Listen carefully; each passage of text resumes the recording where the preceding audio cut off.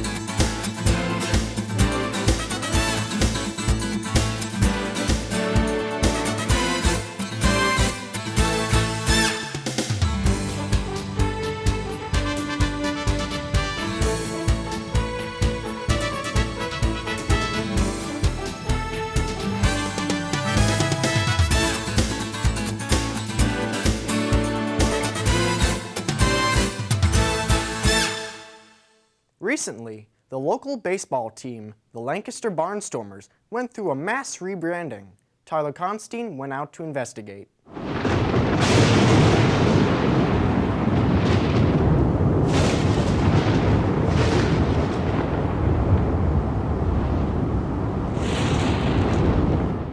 For the last 20 years, the local baseball team has been known as the Lancaster Barnstormers. But recently, they changed their name to the Lancaster Stormers.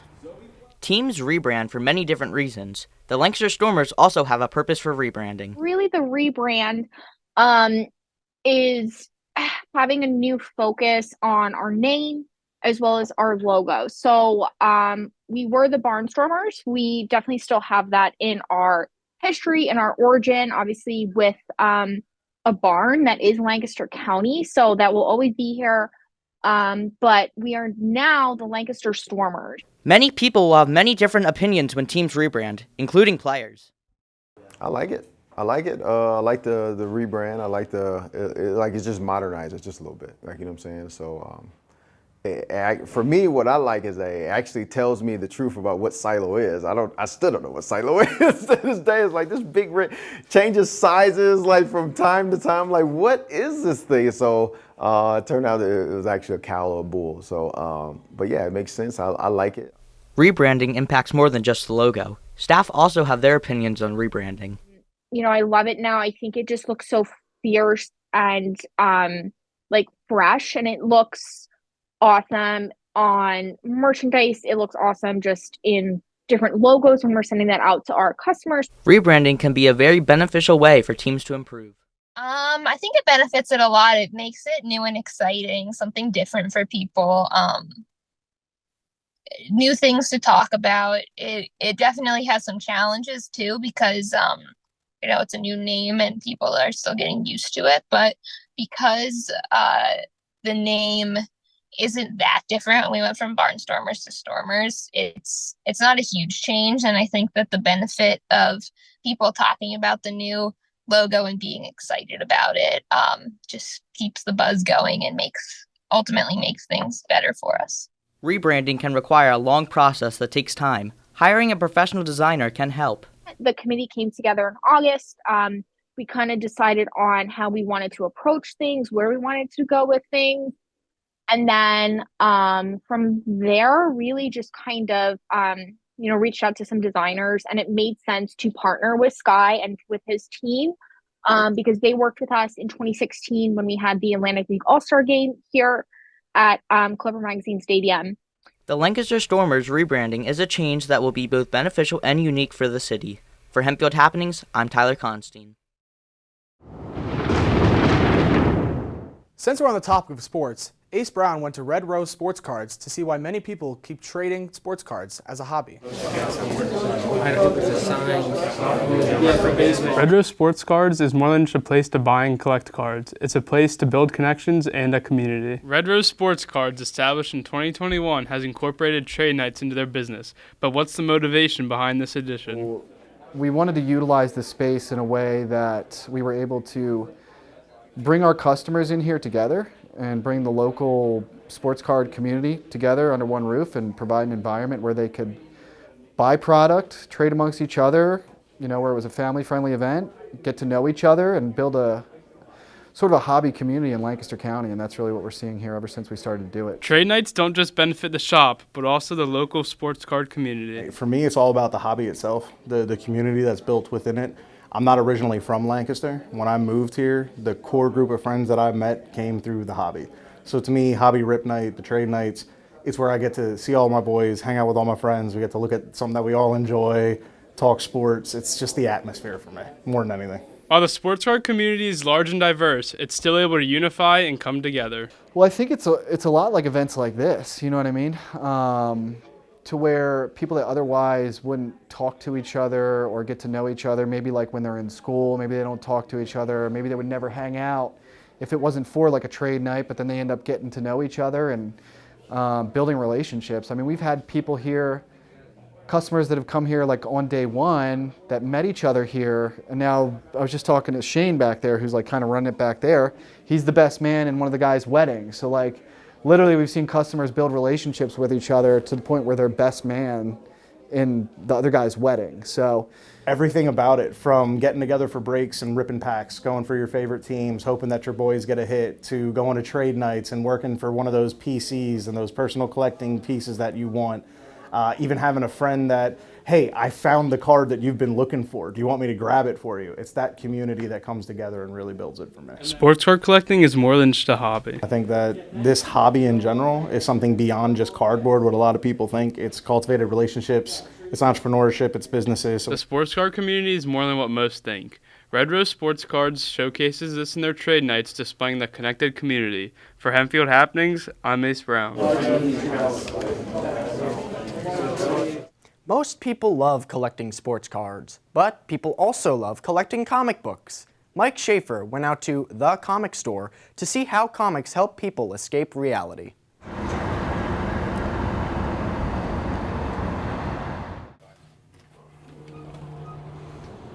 The comic store here in Lancaster gives readers a chance to escape reality while also enjoying a good comic.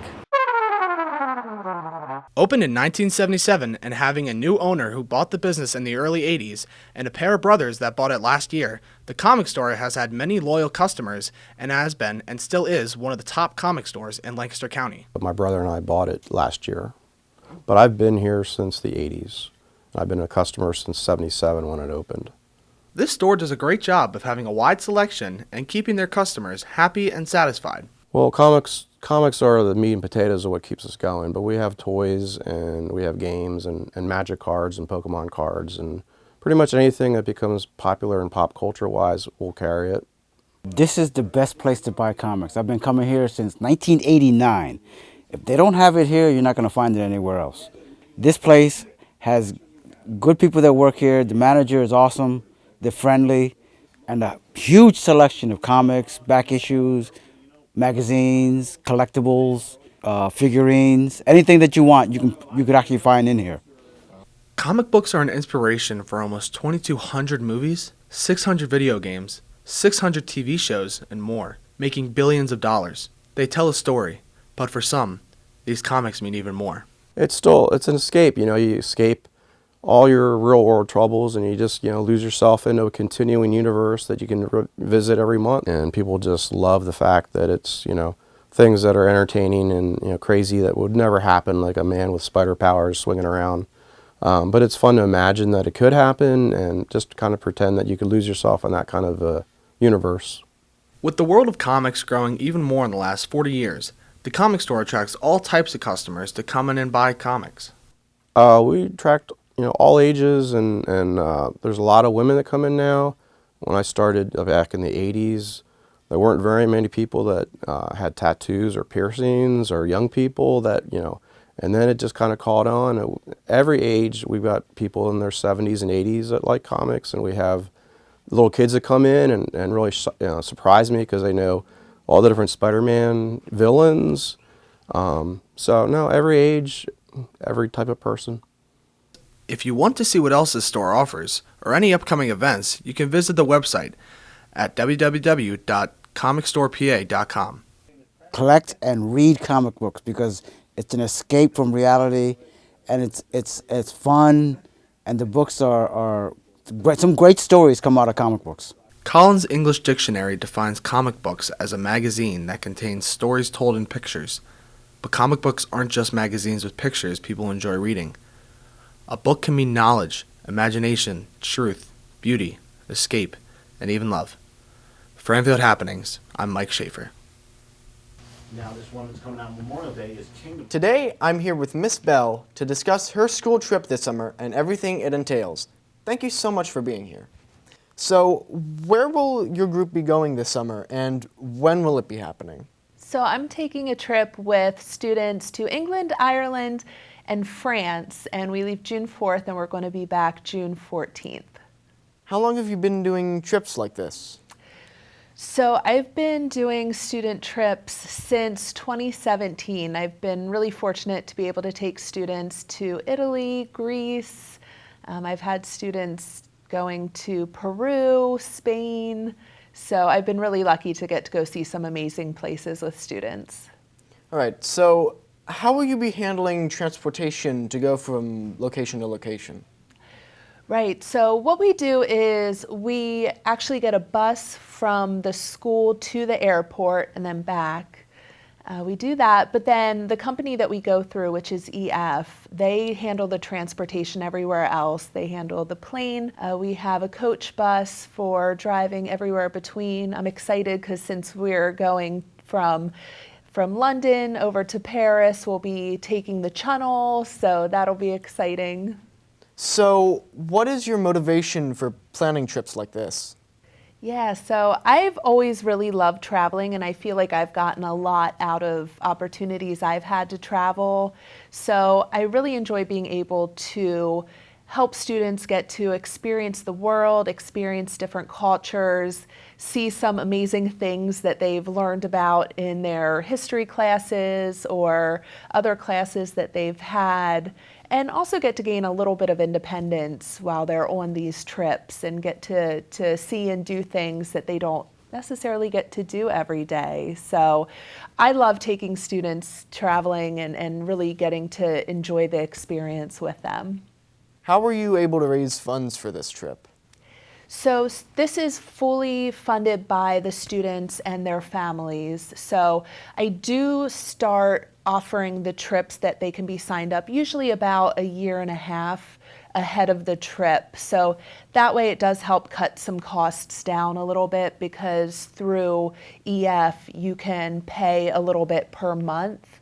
And so if we start about a year and a half ahead of time, that usually makes it a little bit more feasible for students. How would someone be able to sign up in future years? Yeah, so my next trip will be 2026.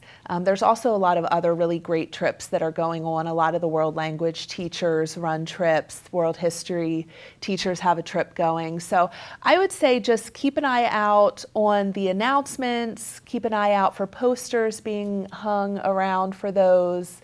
Sometimes I know things are put on Schoology as well, the class of pages. So just keeping an eye and ear out for when those trips are advertised in school, and then going to the meeting or talking to the teacher that's in charge of the trip to get more information and actually sign up.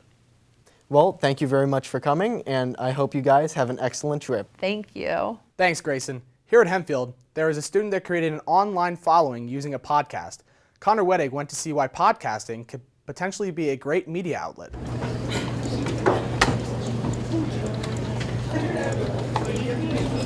From brainstorming to broadcasting, students here are turning their ideas into audio realities. Student creativity is key here, because I see students that take a project that doesn't necessarily dictate use a podcast or use an audio element, and they figure out a way to incorporate using the equipment into their project. Also, I think that it lends itself really well to creativity, because when it comes to coming to do a podcast or some sort of audio recording, it's all student-led, student ideas, and again, what's relevant in their world, what kind of message and communication do they want to get out there. Students are able to access the podcast studio easily with a simple sign-in. It allows you just to kind of be in a quiet area where you can, you can record private stuff, you can, do your own projects, whether it's your own personal projects or you can do school projects, which I think is really awesome. I mean, people coming here for like I know people have done some sort of recording thing for their English classes or whatever, and I think it's a really nice area to be able to have that spot to be creative and do something cool. After recording in the studio, students can upload their work to various platforms. Upload it to my Spotify podcasting app or website, depending on whether I'm doing my phone or computer, and then it sends out to YouTube, Apple Podcasts, Spotify, iHeartRadio, Radio Public, Overcast, Pocket Cast, and I think there's one more. I don't remember what the last one is, but yeah. The podcast studio isn't only limited to student use. In this case, our own student resource officer. I think that podcasting in general is a very creative form of expressing yourself. I feel like it's an open forum. It's uncensored in a sense, as where like you can kind of almost talk about anything. That you just go where kind of like the discussion leads you. The podcast studio isn't just a room with microphones and recording equipment. It's a breeding ground for student creativity and self-expression. For Hempfield Happenings, I'm Connor Wettig. All right. Thank you. Yeah, no problem. At the end of senior year, prom is one of the many things schools do to celebrate the graduating students. However, is it worth it for students to spend a lot of money on just one night of fun? That's the question Alexis Kohler set out to answer.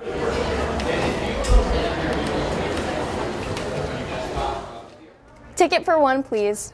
Prom is a huge part of the high school experience, and though it may be viewed as expensive, many students don't know the real cost that it takes to host it. With any big event like prom, planning plays a huge role in the event's success. This process starts very early for the school steering committee to ensure that everything is thought of and accounted for. We started way back in the fall. We actually did a survey of all the seniors to see what theme they wanted, which they picked Enchanted Garden. Once that was done, then our steering committee started to plan what are some decorations that they'd want to allocate and purchase and then try to design. So that started, I want to say, October-ish of last year. It's a big task to create an event that everyone enjoys while staying within the restrictions of the budget and the venue. But decorations and themes aren't the only thing on the steering committee's mind. So the biggest thing is cost. Obviously, the cost of all things are much higher now. So we have to first reach out to the Eden and see what their cost of the meal is, and then we build off of that. So they give us a price, they give us the service charge, which is pretty significant. That gives us a set number, and then we build in DJ costs, we have a photo booth, we have security, and then we have decorations. So all that added in gets us pretty darn close to that $60 amount. With such a big cost, there is the question of how the dance will get paid for without losing money, but the committee uses a simple system to minimize loss. So we don't really fundraise. It's essentially you're paying for the cost. So the cost that we charge each person to attend is the cost of the actual prom. Even with this being called one of the most memorable nights in some students' lives, it can be hard to justify the cost of buying a ticket for just one night. I understand it's like a big event, but like students, juniors and seniors, they don't have $60 just to pay for prom tickets. Even though ticket prices can be a deterrent for some students, prom is still one of the most anticipated events during all 4 years of a student's high school career, and it shows with how many attend each year. So usually we're in the 400s. For the first time, I've done this for, I think, 20 plus years. We've never sold out. We actually sold out this year, and we sold out all 480 seats, which was max capacity. We sold every single seat. Prom will continue its reputation of being the biggest dance in high school, and even if ticket prices increase, it'll still be worth it for a night to remember. For Hempfield Happenings, I'm Alexis Kohler. From the moment we're born, mothers have been a part of our lives, and Mother's Day is a way to celebrate their importance. Mary Winan reveals the connection between mothers and their children.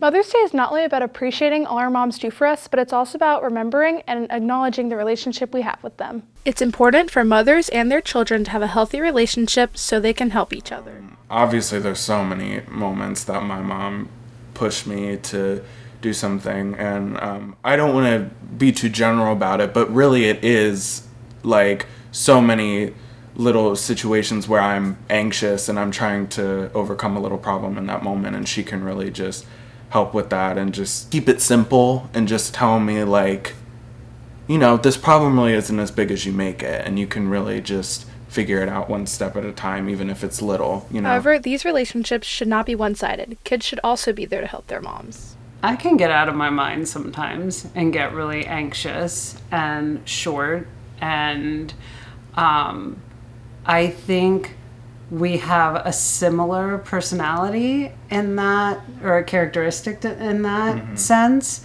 and he can calm me down and he can kind of reel me in when that happens.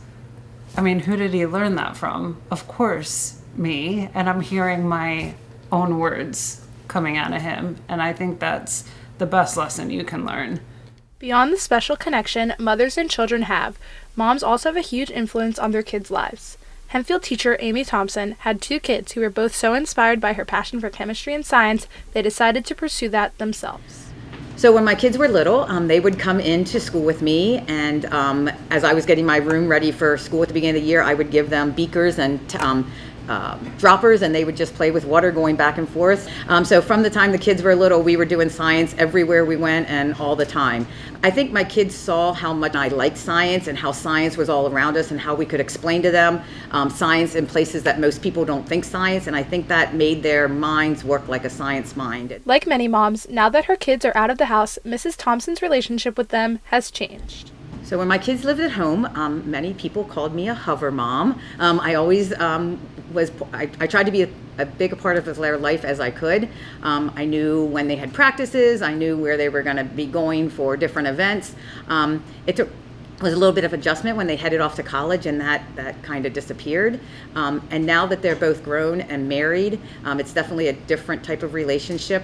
We still are in contact, but a lot of times it's not because they need things or have questions. A lot of times it's just call to check in and see how things are going. The relationship between moms and their kids is always growing and changing with time. For Hempfield Happenings, I'm Mary Wynand. As the spring sports season comes to an end, we say goodbye to Hempfield's track and field coach, Coach Rogers. Izzy Heisey went out to get athletes' opinions on the matter. Reliable, very supportive, awesome, consistent, understanding, competitive, amazing, enthusiastic, athletic. These words were all used to describe the head coach of Hempfield High School's track team, Coach Rogers. Rogers began his coaching career at Hempfield in 1998 when he began coaching track and field. Later in 2004, he coached cross country for the very first time. Shortly after, Rogers then began coaching indoor track and field. Lastly, in 2018, he began consistently coaching cross country. Sadly, in 2024, Rogers is finishing out his 26-year streak of coaching at Hempfield. Although Coach Rogers' retirement will leave many athletes feeling blue, his immense impact on the team will uplift them for the remainder of their athletic career. Coach Rogers has benefited the team by building a lot of community in both the boys and girls side. I know that he really cares, and that's something that has brought us closer and brought us better as a team. I feel like we've improved. Coach Rogers does not only focus on his athletes' success, but also on their academics and other areas of their lives, resulting in only positive outcomes. So Mr. Rogers, I think the biggest thing is he's just so student and athlete oriented that without him pushing us through to the next level, we wouldn't be where we are. Throughout Rogers' years of coaching, he doesn't focus on the losses, but instead on what you can gain from it. After 20 years, we've had a lot of championships and we've had a lot of losses, and it really doesn't matter whether we win or lose. He's always about what was the positive that came out of things. Not only does Coach Wolf recognize this quality of Rogers, but it is recognized by the athletes as well. Coach Rogers is not someone who will be mad at you if you perform poorly. He will lift you up and tell you that we have next meet, and that's something that you don't find in a lot of coaches. Rogers' retirement isn't the only change occurring on the track, but the purchase of a school record board will be taking place as well. So the school records right now are kind of hidden away, and we don't know where they are. They're on this little plaque up in the high school, but they belong here at the track. But this isn't just any school record board. It's being dedicated to their very own Coach Rogers. So that will be purchased and dedicated and donated in his name for all of the years that he's done. Although this record board will be a great addition to the track, it won't make up for the absence of Coach Rogers. As a fellow coach, I don't know what I would do without him. It's going to be very strange to not have him here after all of these years. Similarly to Coach Wolf, Ava feels the same way. I'm going to miss him as my head coach, and I know for a fact next year people who are not graduating like me will miss him and miss the constant "let's go" of Coach Rogers. Coach Rogers has surely left a mark on Hempfield's track team, and many athletes will miss him like no other. For Hempfield Happenings, I'm Izzy Heisey.